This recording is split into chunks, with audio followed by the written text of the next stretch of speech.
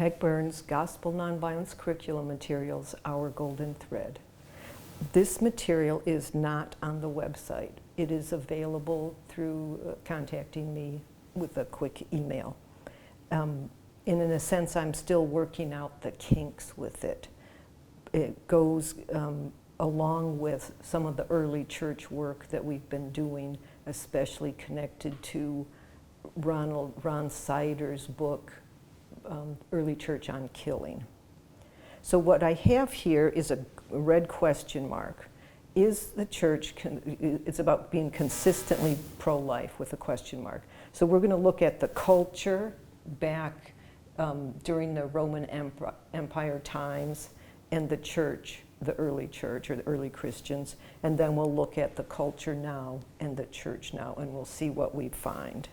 And I do have pictures to go with this. So I'm following this pie, this circle that's cut into pieces with the 8 different categories of killing or refusal to kill. And they are infanticide, euthanasia, abortion, suicide, blood sport, capital punishment or the death penalty, militarism, and war. This work is really meant for older students. The adults have to be thinking about if and when and how it's discussed. It's kind of a heartbreaking reality. But these are all issues that young people have to deal with on a regular basis. Suicide, abortion, war, militarism, blood sport, injury from sports that are kind of violent sports. So what I do to get it going is I take out pictures. The first one I'll find the picture of infanticide. So here's a picture of times long ago where an infant is going to be thrown in the water to drown. They're just going to get rid of the baby. And that the culture allowed it in the Roman Empire.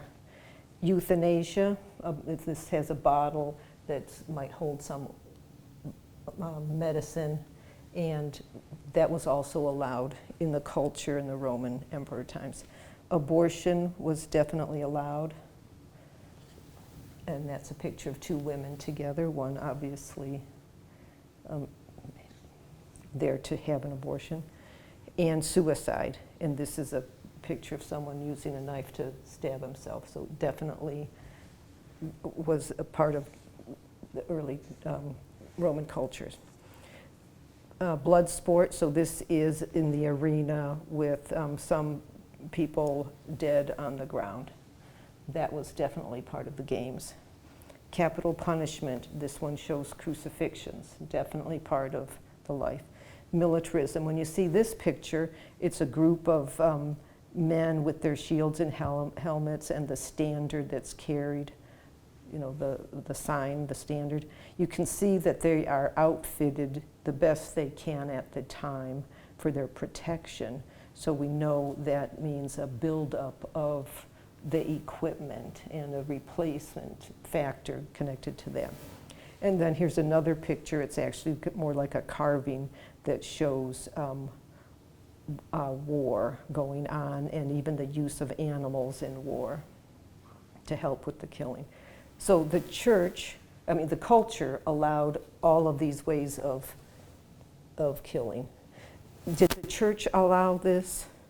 No. The church, in the early church, it did not allow infanticide, euthanasia, abortion, suicide, blood sport, capital punishment, militarism, or war.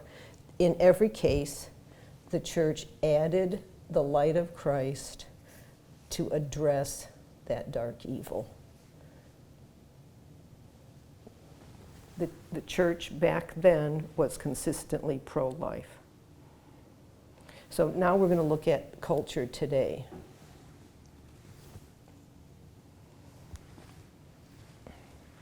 In today's world, we do not, in the United States, we are not big on infanticide, but in some cultures,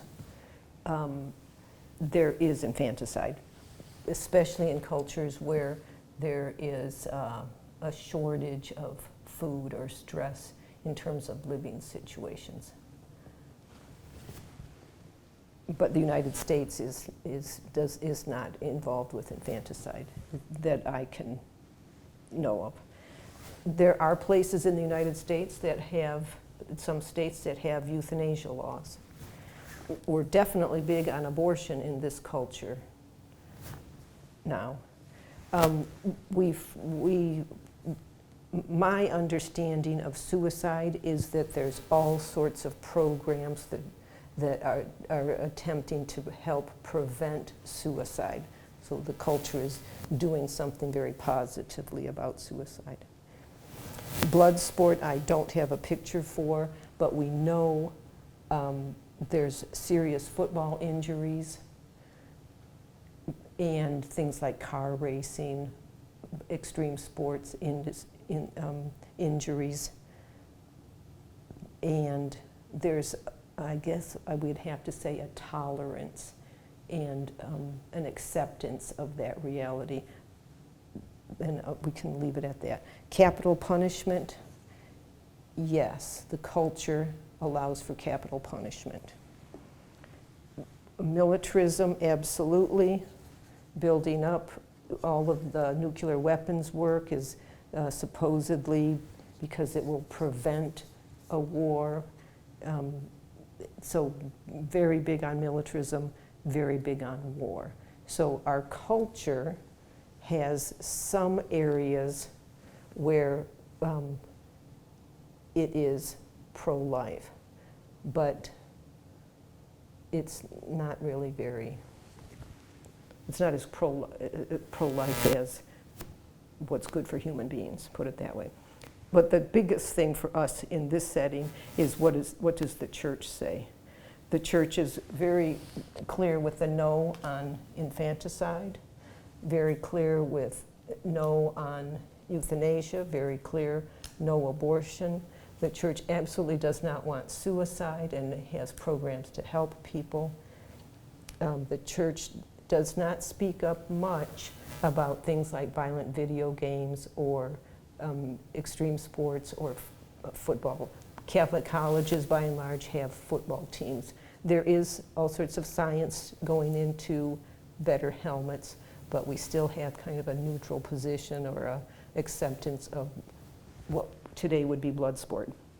We do not have human beings fighting to the death like the early Roman Empire, but we do have animals at times fighting to the death.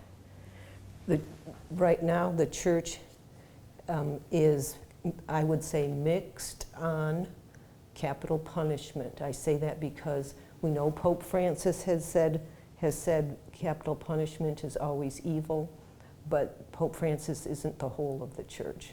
Many people within the church who are the church are still accepting of capital punishment.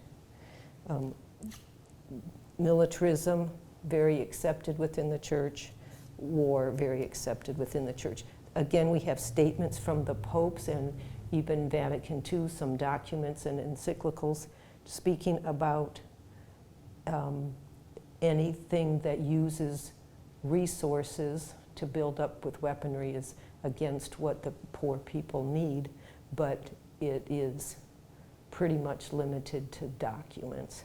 So when it comes to the church now, we could say the church is bringing the light of Christ to infanticide, euthanasia, abortion, suicide, and it does a really good job with those, but it's not doing much about the rest. So we have work to do. I do have some paperwork. This booklet is called Abortion, Early Christian Thought, and in here I have things like from the Didache, section 2, verse 1 through 2, I believe that's how it should be read. Do not kill a fetus by abortion or commit infanticide. And I have a statement from Athenagoras, that which a woman carries in her womb is a living creature and therefore is an object of value to God. So I went through the a book called Consistently Pro-Life, Ethics of Bloodshed in Ancient Christianity, and of course the Ronald book, and lifted quotes directly from those scholars for support for the need to be consistently pro-life within the church.